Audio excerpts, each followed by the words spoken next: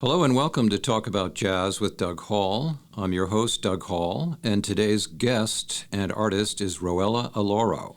She's a recent Berklee graduate with a degree in performance. Miss Oloro is a British-born composer, multi-instrumentalist of Nigerian and Jamaican descent, and recent graduate from Berklee College of Music. She first moved to London in 2017 to study at Trinity Laban, and quickly got involved with London's vibrant music scene. She later attended Berklee College of Music. Miss Oloro is a pianist, sax player, composer, and a bandleader. As a composer, she has written for a variety of different ensembles. One of her first pieces for big band, entitled Cruisin, written at the age of 18, was played at the Royal Albert Hall in 2016. So welcome, Roella. Thank you so much. Roella's latest release in 2022 is Sentient Sounds, but we'll be listening to portions of two other compositions selected by Roella. So I'd like to transition to the listening portion of our podcast at this point. Roella has selected two compositions. The first is titled Breaking Point, and I'll ask her to set this up a bit for the audience. Yes, definitely. So both tunes actually are compositions that came out of my master's program, my master's thesis at Berklee last year. Okay. I actually constructed mine over kind of like looking back on the protest for George Floyd that sparked up around the world in 2020. Right. And just kind of taking a look at it again to be like, actually, that's something very like significant and beautiful about the way that those protests took place around the world. Like it really was like collective thought just took hold like amongst like everyone everywhere. I think there were protests and vigils in over 60 countries located globally. Like it really blew my mind. So Ignite the Fire Within is dedicated to that. It's kind of like, as we look at everything that's going on in the world today, it's like that collective, collective fire and spark for each other again. What a glimpse of 2020. So that's that one.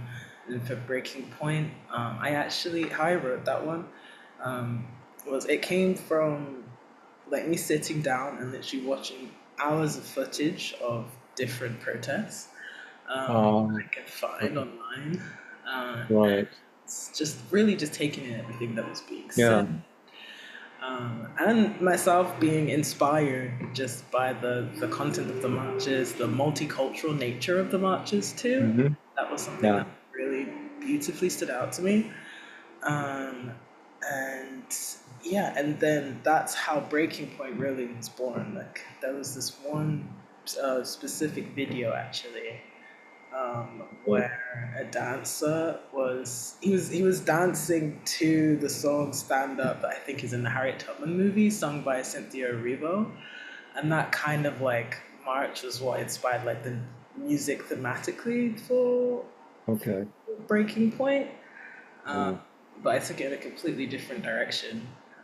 Well, that's a very interesting introduction. I think that's very helpful. Certainly with our current political situation, there are currently more protests and more active political resistance. And I know that I participated in a protest here locally, and there's a certain collective energy that occurs when you're angry and alone is a very different energy than when you're angry or protesting and you're around other people. Yeah. And you kind of get their vibe from them, and you get this feeling of collectiveness, and that's at least a positive. Yeah. And that day, I didn't change the world, but I was with other people who I never met before, and we were there all for the same protest and the same outrage and the same reasons. Yeah, exactly. That in itself was positive. So. Very powerful. Okay, well, great. We'll start with Breaking Point, and then we'll come back and chat a little bit, and then we'll listen to Ignite the Fire Within. Thanks for the introduction.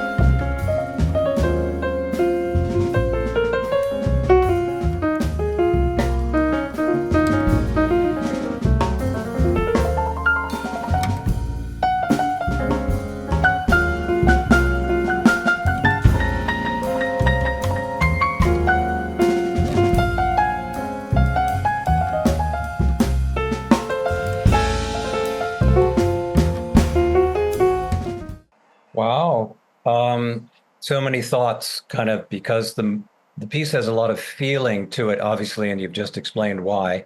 Um, it has a very kind of a remorseful, emotional feel to the piano notes, as well as the beautiful vocalist singing kind of over the piano. And then, I mean, it's a sparse piece that you have to listen to. It draws you in to be quiet and to listen to it.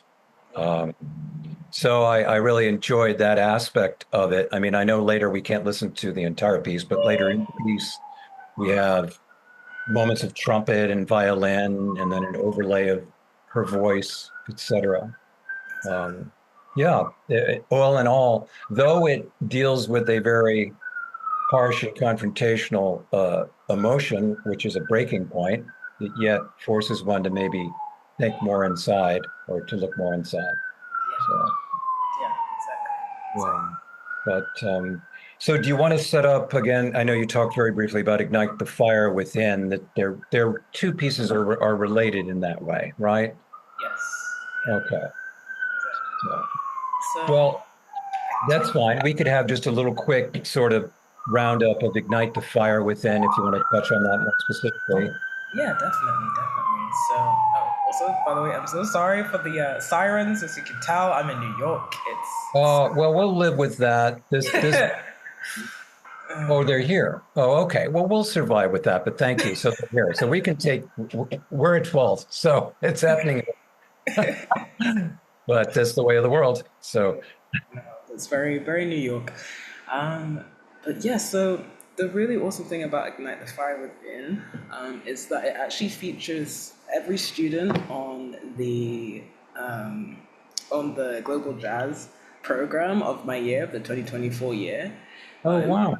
It was the only piece actually that I think that they've ever seen that featured like all of the graduate students at the same time, Oh, because okay. you know, like we were all working towards our different master's theses, and I was like, well, you know, like the thing that I'm trying to inspire here is like all of us coming together. So like, wouldn't it make Yes. sense if like everyone's featured on it? Like we all get a Mhm. chance to play together.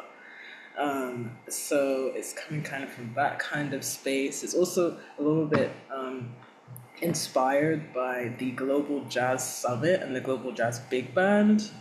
Yes. That Okay. sound, they had a summit earlier in 2024. I think it was the 15th anniversary.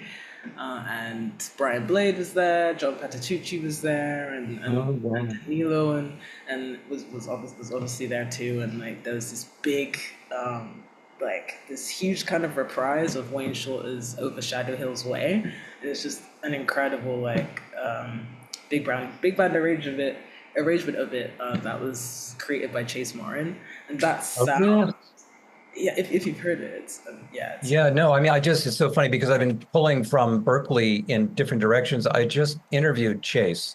I could send you the interview. I mean, he had wonderful sort of thoughts and articulation about music and how it connects with his life and the fact that he had a very technical degree and behind him. And then I saw him perform with the two other musicians in his trio that he's had for years. They played in Boston, and I went to listen to them in a church. And it was an amazing performance because it was very quiet and it was an intimate audience of maybe 10 or 15 people. So it's yeah. funny. I'm sorry to interject, but it's just wonderful. The whole community feel. Oftentimes I'm interviewing a Berklee student and they mention somebody and I go, oh my God, I had her here three Yeah, podcasts ago. it's, So yeah, it's amazing. it's incredible. But Yeah. sorry, continue your train of thought. And I also, Danilo Perez, I got to meet early on when I first started organizing the concept of recording interviews for myself with my interest in jazz. And he just, he just blew me away with his emotional energy. I just wasn't expecting somebody so open and so kind of, there was no BS in basically what he was saying. And I arrived during the recital of a group of musicians like yourself who were practicing and then going to perform, which I guess it was in a sense a graduation. And he took time away and he said, no, no, no, we set up this interview and I'm real busy, but I can do both things at once. So he stepped into the back room and It was just very powerful, the things he had to say. So you've been around just an amazing group of people. Yeah, 100%. Like it was so like my time on the at the Global Jazz Institute was just incredible. And through Danilo, we got to go on like a mini Panama tour as well last Oh, uh, no. Okay. to do a little like we formed part of the Global Jazz Ambassadors who traveled out there and did like a mini tour for the Panama Jazz Festival, kind of like the June version. Hmm. 'Cause it's the big one that happens in January. And he also took a small cohort of students out as well to represent the institute for some performances at universities and in the center in a theater Hmm. center as well in June. And yeah, it was a lot of fun. It was amazing. Yeah. I can't think of any other program that has this community feel that's so international. It's remarkable. Yeah. But maybe we can touch on that later. Why don't we give a listen to Ignite the Fire Within?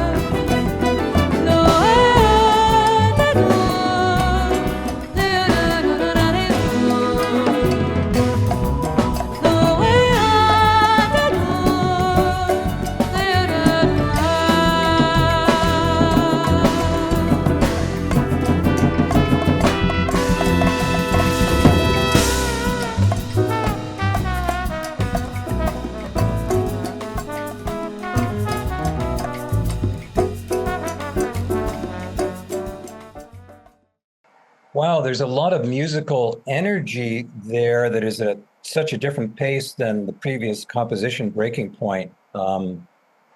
I can't help but remember, and I'll show my age this way, I'm an enormous Chick Corea fan, and I go back to the Return to Forever period. And I also think of a Brazilian vocalist, Flora Purim, who sang for him on the first Return to Forever release. She carries this lyrical, sort of soaring, ethereal voice that's amazing. So I'm fast. And the vocalist we're listening to is who? Aditi Malhotra. Okay. And what is her nationality? So she's originally from India. India. Yeah. Interesting. Okay. Wow. And was she in your program then as well with you? Yes. Yeah. We worked Love on to. the together. Yeah. Well, again, there's a rhythmic beat going on in the background it's very strong. It drives the sound forward, and then instruments get introduced. So there's a really rich mixture of different sounds because almost somebody on a horn gets a moment or two to express themselves, and then somebody else comes in and then has a moment to express themselves as well, and then back and forth. So That was intentional. That was to show kind of like everybody's voices coming together. So I wanted everyone to take a solo, so you get to hear everyone okay, for like a few minutes. And right. a little disclaimer about both things. So, Mhm. at the moment, I'm in the process of working out everything with my applying for the O1B artist visa. Oh, okay. So, and that would be so I can continue like working here, and it lasts for Yes. 3 years. But hopefully, once I finish with that, and hopefully once it's approved, my aim actually is to release the music from my master's thesis as an album. Okay. So basically, what everyone just heard is like a sneak peek of that. Oh, These tracks haven't been heard by that they're in the vault. They haven't been heard by anyone before, and they're kind of okay. also drafts because I am still hoping to add some more like lyric material to the songs as Hmm. well, where there isn't. Hmm. And yeah, like for example, in Breaking Point, the part where there's like a long, just kind of like just pensive sort of moment, there is going to be a Yes. spoken word there that Ah, I'm going to input. So okay. yeah, basically this is Oh, all very new material, and I'm hoping to get it out and start like yeah, get it out next year. Also get it out on maybe some vinyl or some CDs, and start great. circulating it and touring it and stuff. So. Excellent. Wow. Well, it's so incredible. You had your community of friends who are musicians who are in the same program, contributing and being a part of the creation. That's amazing. So, as far as composing is concerned, obviously, my feeling is that you're primarily a keyboardist, though obviously you play several other instruments. Is that the instrument you compose on? Exactly, yes. Yeah, yeah. And Sure, yeah. I'm not going to give the electric keyboard effect the right title, but that sort of a Moogie synthesized sound, Yeah. uh, that's distinctive. And So it reminds me of a lot of other jazz musicians that have come before using that effectively. Um, so it's that has a wonderful uh, sort of almost fusion sound to it. Yeah. exactly. It's very interesting. You should pick up on that actually because in the program there were two pianists, myself and another pianist from Serbia called Pavle Svekic. And I was on the acoustic, grand piano, and then I brought in my synths. Mhm. I have a Korg King Korg, is the name of it. I brought in my 61 key Korg King Korg, and that's what Pavle was like Ah, providing the pads on. yeah. We had two guitarists, two bassists, electric and upright, two pianists Pablo on synths, me on piano, um, and well, one drummer and a lot of percussionists. So to kind of like divvy out the roles between everybody. Yeah, That's a lot of stage space. it really was. It was. It was a crazy time in the studio, and when I gave my like tech spec to the people who were doing the setup, they were like really freaked out. They're like, "There's so many things." I was like, "Don't worry, we're doing the largest piece first, and then we're gonna downscale." Like it just would, and that's how we Right. managed to get everything recorded within an 8 hour recording day. Wow. I have a question that just came to me that I haven't asked any young student musician at the level that you're in. How is it, assuming mentorship helps, how is it that you step into the role of a band leader when you were previously just a musician composing music, but then suddenly you realize you are the band leader, and the word leader is in there, Yeah. right? Yeah, yeah. So the thing is, I've been band leading since before Berklee. Okay.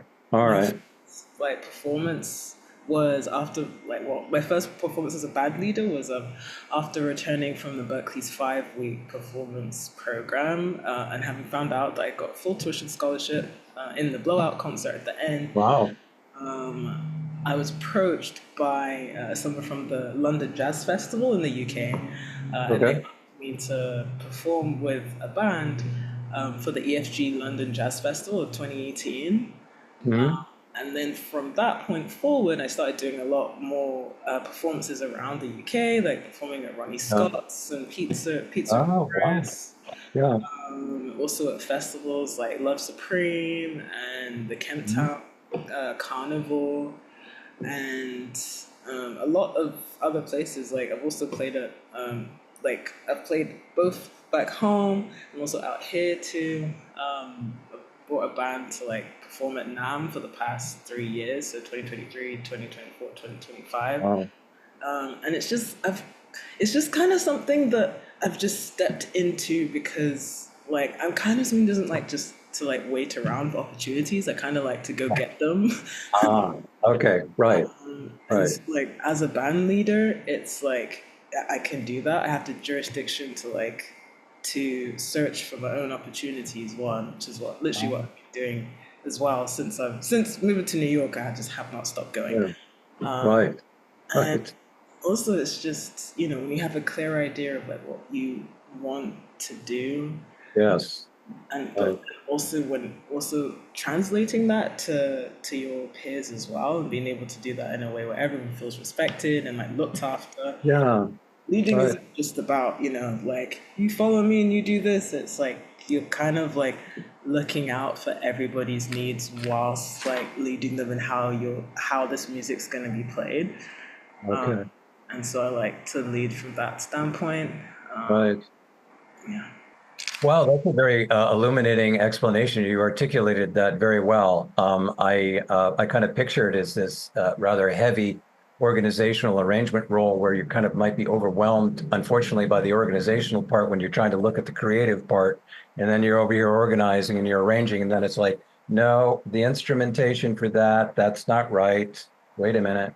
So, but I think it's probably something you're somewhat born with, and then you learn. So learn on the job. So, um, Definitely. hey, Definitely. in a general sense about music, I mean, often the term world music is thrown around. So, from your view, my question, I guess, is basically, how do you feel about the melting pot of world music as it has influenced jazz? And if you want to use yourself as an example, musician, composer, band leader. So I guess where do these two come together? You got a melting pot of world music, and then you've got if I want to be traditional in my statement, the American-based foundation of jazz, Yeah. and then they come together. Yeah. I think what's so awesome about jazz specifically is that even in its history, it's like allowed space for that melting pot to exist and influence it. Like even people like Dizzy Gillespie, they were being influenced by Cuban sounds. Like he was Oh, right, true. traveling there, and he was like and collaborating with people like Tito Puente, and like how jazz like has spread just like around the world, and like different cultures have like added their sound to it, like the way it's Mhm. taken off in there's a whole South African sound for jazz as Yes, well, and like even like coming from the UK, like something that's really taking off right now is like Afro beats infused jazz, which okay, is kind of it's come to be in like say the last like maybe 8 to 10 years, as actually part of this BBC4 Jazz 625 expose documentary in Mhm. 2020 called The British Jazz Explosion.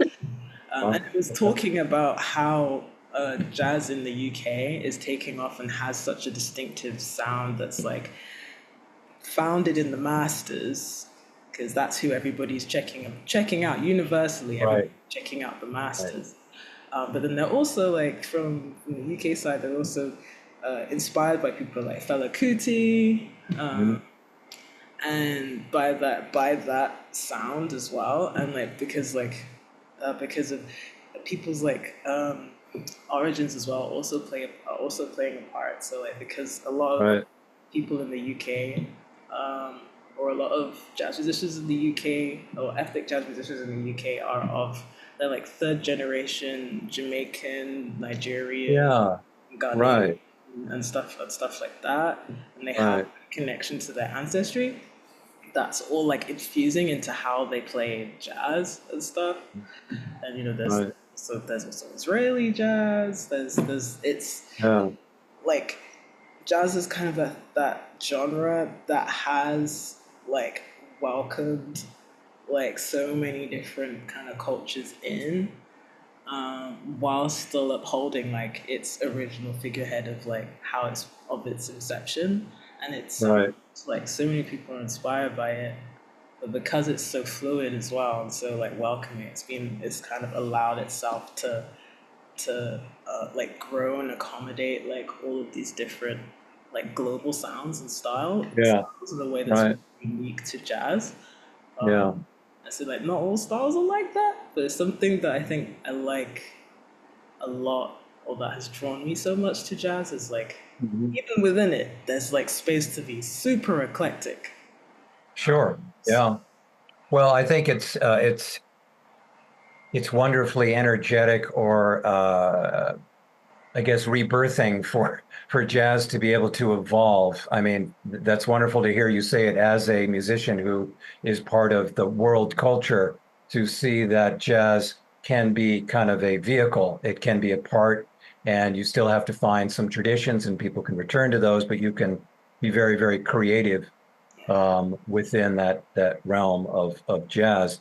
So, Roella, we've actually already come to the end of our interview and our conversation, and I appreciate your open responses to the questions, and you gave some very articulate thoughts to both compositions, and then also the nature of band leading, which was very interesting for me to finally ask that question, and to hear your extensive answer, which is very revealing.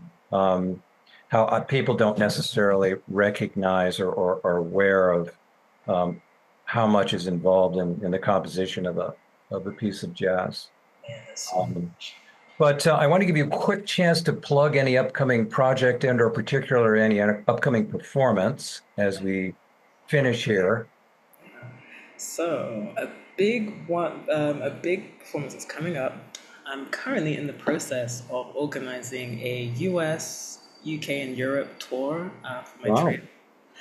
And one of the dates is going to be at the Regatta Bar in Boston, Okay, great. 30th of October. Super, super looking forward to that. We're also going to be doing 2 dates in New York, a date in Connecticut, and have recently also confirmed a date at the Royal Albert Hall as part of the London Jazz Festival for this year. It's going to be our headline date in the UK, so we have that coming up. And also that's as a band leader. And then as a side person, I've actually been performing with this new orchestra that's been really taking the forefront out here in New York, called the Trap Music Orchestra. And we recently secured a residency at the Jazz Gallery, the second Wednesday of every month, starting in October all the way to the end of December. Wow. So there's that coming up that I'm really excited about. Also hoping to apply for some performances again at the upcoming NAM Festival. Okay. Hopefully be back on the Uncommon stage with Kira Rosa and other iterations of musicians over the summer, next summer as well. So Well, you're going to be very busy, but that's a very positive thing. How exciting! I'm going to try to make the date at the Regatta Bar here in Cambridge. I'm going to look that up on your website. You said October 30th? yes, yeah. Okay.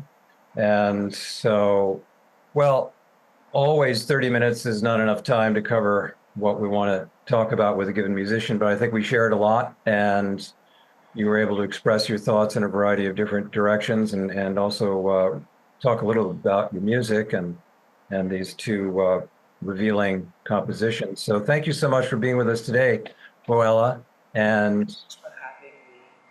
you're welcome. And positive karma moving forward with your musical career. Thank you so much. And I look forward to seeing you at the Regatta Bar in Cambridge then October 30th.